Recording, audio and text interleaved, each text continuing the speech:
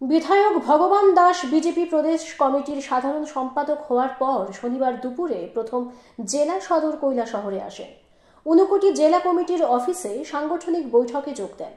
প্রদেশ বিজেপির সাধারণ সম্পাদক নির্বাচিত হওয়ার পর প্রথমবার কৈলাসহরে আসায় তাকে সংবর্ধনা প্রদান করে দলের সব কটি শাখা সংগঠনের নেতৃবৃন্দ। এছাড়াও উপস্থিত ছিলেন বিজেপি রাজ্য কমিটির সদস্য বিমল কর, নীতিশ দে, জেলা কমিটির সভাপতি পবিত্র দেবনাথ, সাধারণ সম্পাদক অরুণ সাহা, মবস্বর আলী প্রমুখ।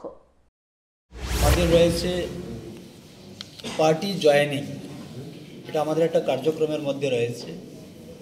আমাদের রয়েছে ওমেন এসএসজিএন এনজিও সম্পর্ক অভিযান, তার জন্য দায়িত্ব দেওয়া হয়েছে, নির্দিষ্ট ইনচার্জ করে দেওয়া হয়েছে।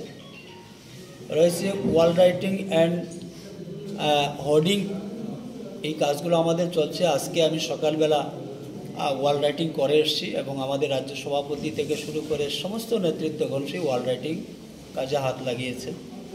এই সমাজের 18টি শ্রেণী যারা আর্থিকভাবে পিছিয়ে রয়েছে বা তাদেরকে আর্থিকভাবে সহযোগিতার মধ্য দিয়ে এই পরিবারগুলোকে স্বাবলম্বী করার জন্য মাননীয় প্রধানমন্ত্রীজি গত 2023 সালের সেপ্টেম্বর মাসের 17 তারিখে একটি প্রকল্প চালু করেছেন, বিশ্বকর্মা যোজনা।